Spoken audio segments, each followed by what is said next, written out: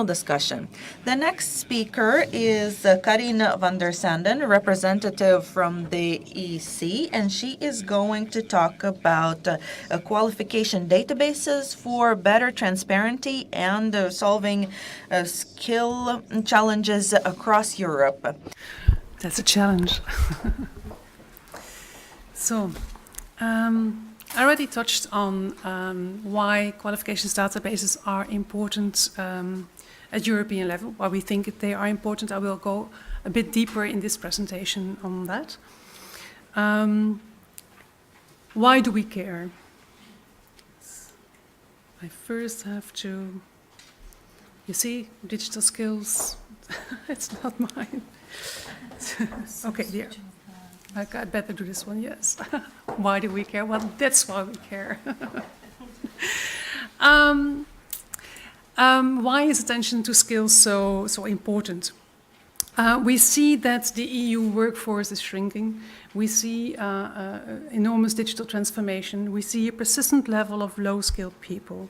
We see an important influx of refugees, asylum seekers and migrants.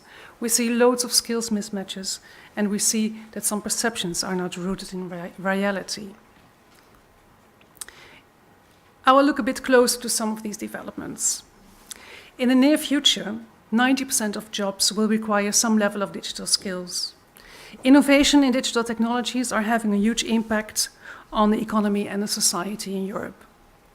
They deliver substantial benefits to the lives of people in Europe, and they also bring challenges and the need to adapt. Already over the past 2 decades, around 1/3 of GDP growth can be attributed to the production, investment and use of technologies in the EU. But achieving future gains from ICT requires tackling skills challenges related to digitization. The tasks and jobs being automized require largely low and medium level skills, and the tasks and jobs being created require more often than not higher levels of skills.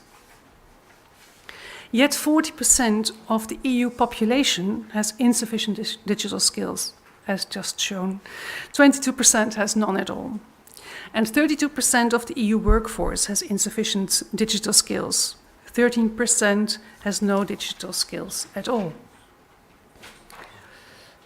Another development we see is a persistent level of low-skilled people. However, by 2025, 46% of the jobs openings will require high qualifications. More than 65 million EU adults are without upper secondary education, meaning lower secondary is the highest acquired educational attainment level. And this percentage is very high compared to other countries and regions. And when we look at the basic skills, we see the following. Basic skills are those that people need to play a full and active part in society and in the labor market, to undertake their responsibilities and to develop a full potential throughout lifelong learning. They are commonly defined as literacy, numeracy, and in today's fast-changing world, they include also the digital skills, which are becoming indispensable in daily life. Based on an OECD survey of adults across the participating EU member states between 16 and 65 age, nearly 20% has at most basic literary skills, while in Japan this applies to less than 5%, so this in Europe 4 times as high. And equally, almost 1 out of 5 Europeans aged 16 to 65 has at most basic numeracy skills. And the situation is even worse when it comes to digital skills, with 40% of Europeans who have at most basic digital skills.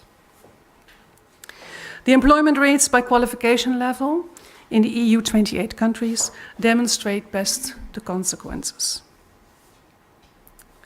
And then we have the migrants. When we look at the influx of asylum seekers in 2015, we see that over 1,300,000 asylum applications have been made.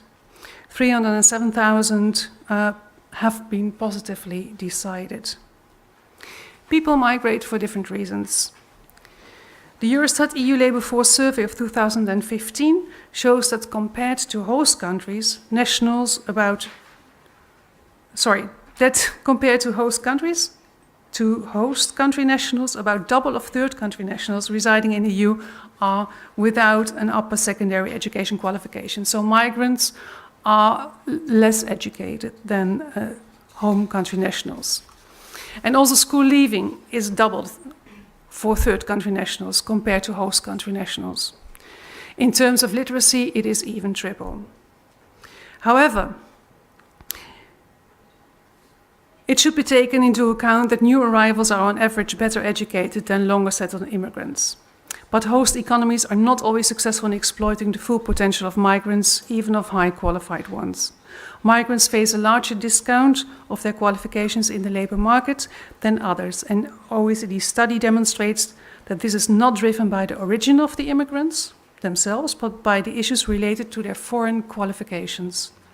And around 70% of third country migrants in the EU have acquired their highest level of qualifications outside of the EU country where they reside. This means that there is a need to better recognize third country national skills. But in general, Europe faces skills mismatches. This slide shows that the percentage of employers reporting difficulties in finding employees with the right skills. And another element which is important is that sometimes perceptions are not always rooted in reality. People do not like to go to vet qualifications to do vet studies because they would not be as good as higher education studies. However, we see that the transitions from school to work is a critical step for many young persons. And young people that do not manage to get their first work experience risk being permanently excluded from the labor markets. And it's exactly what VET offers.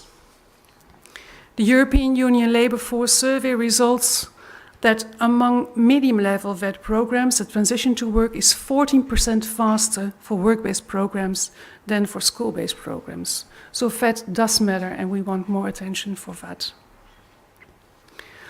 How can we overcome the skills gaps? We can overcome it by intra-EU mobility, by job matching based on skills, by transparency to support recruitment, validation and recognition. We can bridge the communication between education and training and the labour market. We could have more VET qualifications, and we need better labour market intelligence. These are just some of the things that we could address. And how is the Commission going to address that? As mentioned, in last June, we adopted a new skills agenda for Europe, and it proposes 10 key measures in 3 priority areas. 1, improving the quality and relevance of skills formation. 2, making skills and qualifications more visible and comparable. And 3, by improving skills intelligence and information for better career choices. If we look at priority 1, improving the quality and relevance of skills formation, one of the proposed actions is the skills guarantee. This is currently being negotiated in the Council, as will all proposals that come from the proposal from the Commission. It's not the Commission that decides. The Commission proposes actions, and the Council, and sometimes Council and Parliament, have to adopt the actions, and then it will be a reality. But in this meantime, there's negotiations between these different parties, and then we will see what the end result will be. So I can now only speak about the proposals coming from the Commission, not what will be the reality, because that will take some time.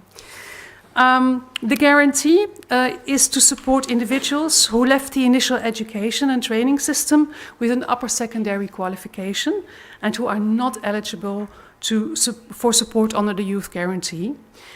And the idea is to access for them upskilling opportunities for improving their literacy, numeracy and digital skills, all for acquiring a qualification at EQF level 4 or equivalent. So it's not that everyone needs to acquire a level EQF 4 qualification, but we want to give everyone the opportunity to work towards that, which is something different. Another proposal that is done is about digital skills at different life stages. It's about the Coalition for Digital Skills and Jobs, reaching out to all actors as all sectors become digital.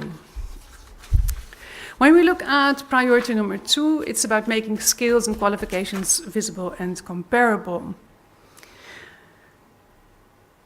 One of the actions there proposed is a skills profile tool for third country nationals.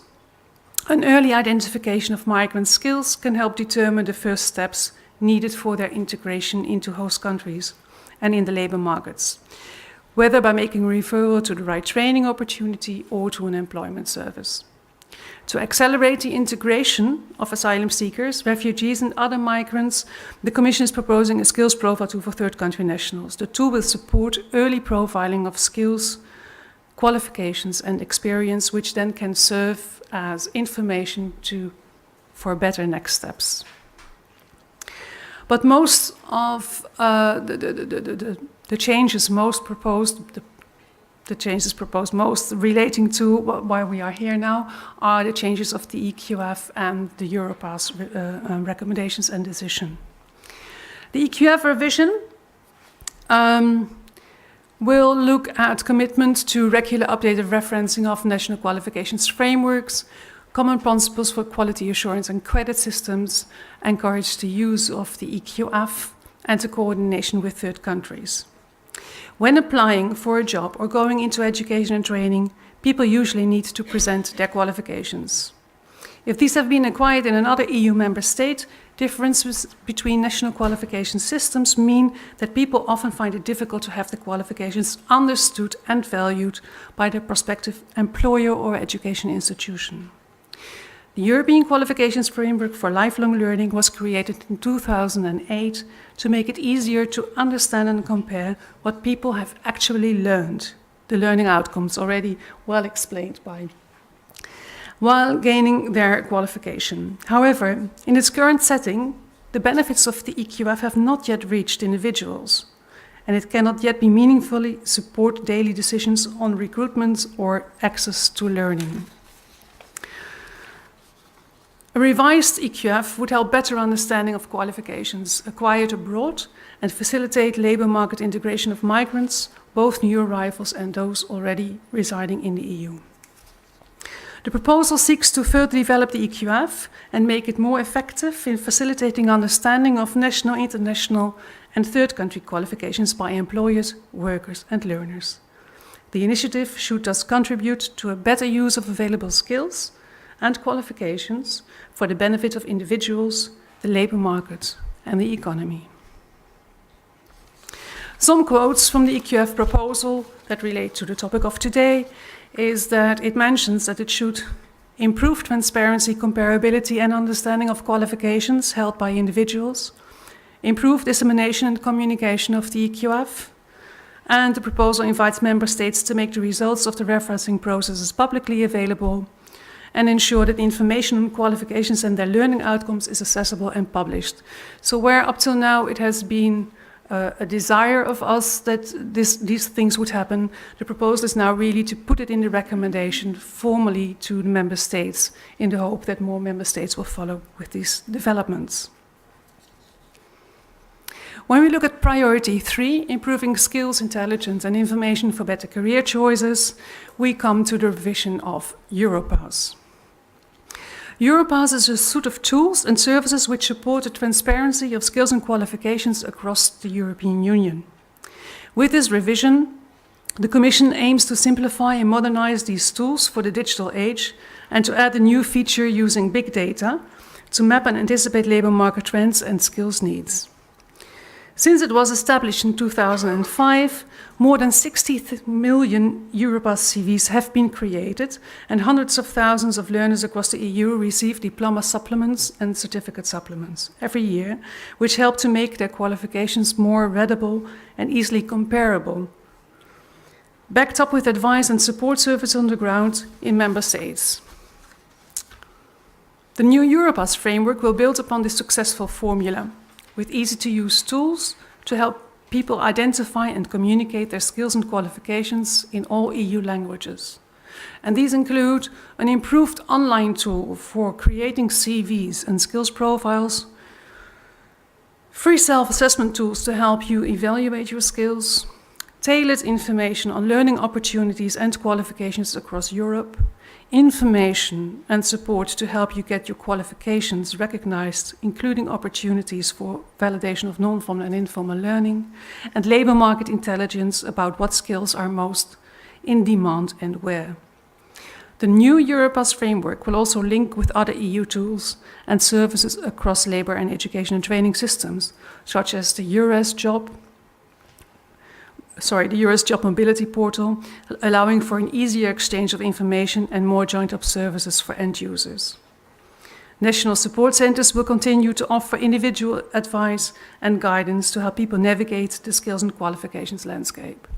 Meaning all this that we go from a Europass which was focused on documents, document templates, to an integrated information platform both at European level and at national level. And there the portal as we know it now, learning opportunities of European Portal for Learning Opportunities and Qualifications, will integrate in this new platform. So the results of the Latvian database will then, when all is well, in about 2 years' time, perhaps, I hope, be presented through the Europass platform. The goals for the new Europass decision are to be a dynamic platform, integrated, user-friendly, digital, online, interoperability with other systems like EURES, and a flexibility to adapt. It would be great if we could go from information of a qualification to information of where you can obtain the qualification to at the same platform, information on job opportunities that would demand the qualifications acquired. The skills and competences acquired by that qualification. The main elements for the proposal of Europass are to create e-portfolio, dynamic document tools, self-assessment tools, store and manage personal information, like for example open badges, real-time labour market information data, information on guidance services and recognition decisions, learning opportunities, qualifications, learning outcomes, validation of non-formal and informal learning, and information specifically directed to migrants, but also open standards for job vacancies, learning opportunities, and supports web crawling and use of big data for better labour market information. The main areas of change are then that we go from a mere documentation to provision of wider services and increased synergy with other existing tools and services, opening up to current technology and media and future-proof solutions. This is a big agenda with a lot of work, and there will be more proposals coming probably. But for the moment, there's already a lot to do, and we cannot do it alone. The Commission can propose things and can support and actions, but the skills agenda calls on member states and all stakeholders to work together to improve the quality and the relevance of skills formation. To keep step with the rapidly changing skills requirements of the labour market, to provide everyone with a minimum set of basic skills, and to enhance the transparency of national qualifications in order to facilitate mobility for workers and learners. Qualifications databases play an important role in all these developments. Thank you.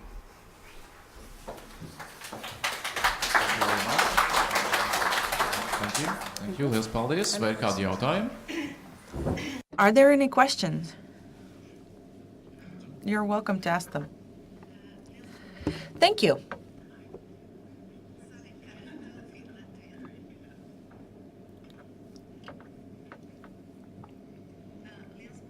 Thank you. I understand that this presentation points to large and ambitious changes also in our everyday work. I have a question regarding the qualifications database and ESCO. Are there any changes in the picture in the future regarding these two things? Okay, my question is about qualification database Yes. and ESCO. Yes. Is there some link foreseen? The link between qualifications databases and ESCO. Yes, there is a link foreseen. I mean, I have not spoken about ESCO developments, but ESCO is part of the total development. I don't know if people are aware about ESCO. ESCO is the European classification of occupation skills, competences and qualifications that is currently being developed, planning to go live end of this year, but I think it will be more towards June next year. because it's a huge development. Like I said, it's a European classifications presenting European occupations, the skills, competences, knowledges that are really most in demand for those occupations at European scale, and it will be translated in 24 languages, meaning that the concepts used in ESCO will be translated in all these languages, facilitating therefore understanding when we talk about occupations. But ESCO has a third pillar, which is the qualifications pillar, and there where in ESCO we develop, we create together with loads of stakeholders the occupations and the needed concepts for the skills, competence and knowledge. The qualifications part will not be developed through ESCO, but we will just indeed integrate the information we receive from national databases on qualifications into the system. And then there, where possible, we will make links between the skills competences that have been developed throughout the ESCO system with the learning outcomes descriptions of the qualifications. So yes, indeed, there will be a connection. ESCO will not replace anything that has been done at national level, but there will be interconnections which will make it easier in many languages to understand the qualifications, but also to see the link between qualifications and occupations and competences and skills that we will have in ESCO. So that's the main link between ESCO and the qualifications databases. Furthermore, the concepts we use in ESCO, where possible, will be used also to structure the new platform, the new Europass platform. So ESCO will be like a kind of a backbone there where relevant for the Europass platform. Is that clear? Okay, thank you. Value time. Are there any questions? There are 4 countries already provided information for this qualification databases. Do you have some timetable to complete? As a Commission, we have started to issue grants to support Member States to develop national qualifications databases as of 2014. So we are now about to issue the third round of it.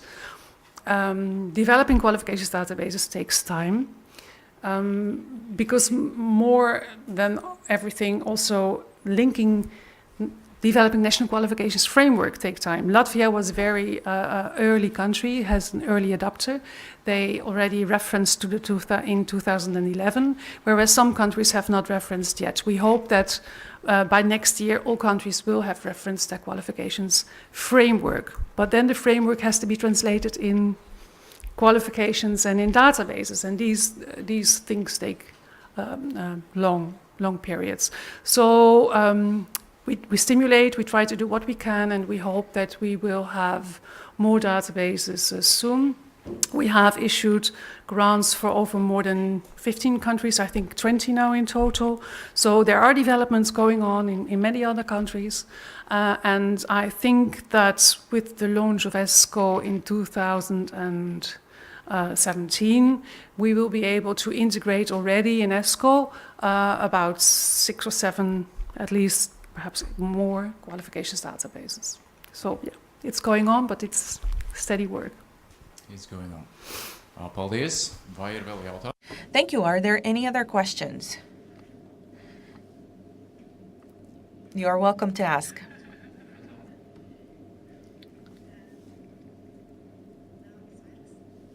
Does it work now? Tātad, I have a question about the third countries, about the citizens or inhabitants of third countries. In your presentation, you emphasized the qualifications coming from third countries, as well as migrants and asylum seekers. Does this database in any way, this European portal, plan to supplement information on the qualifications coming from third countries, or are we going to merely provide them with information on our qualifications? Point. I would love to. But okay, for now, in the EQF revision, we also have proposed that we would pay attention to qualification systems and frameworks from third countries, meaning that we would need more information on those frameworks to make the qualifications coming from those countries better comparable to what we have in Europe. But this is a very ambitious proposal, since we are still in full swing doing this within Europe. And it's being negotiated in the Council. If it is being adopted and accepted, then there will be, then the EQF, the new EQF recommendation will create at least the mandate and the option and the possibility to do the comparison. How this then will then translate in databases, that's the other next step, but it will already be good if we could have these investigations to see how other qualification systems compare to the European ones for better understanding of indeed the migrants' qualifications. Absolutely, yeah. But are you sure to estimate knowledge of people coming from Afghanistan and Iraq is the main numbers of migrants now? Well, obviously, even if we would take this work, it will not be of direct use now, that's for sure. But I know, sorry, that already currently member states themselves who have a high influx of migrants, for example, the ENIC-NARIC centers, they already try to get as much information as possible on the education systems of the country where the migrants coming in their country come from. So the work is already being done on member state level, there where needed. If there is a role, a task for you at European level, that is to be seen. Okay, so it's possible. It is possible. Okay, thank you.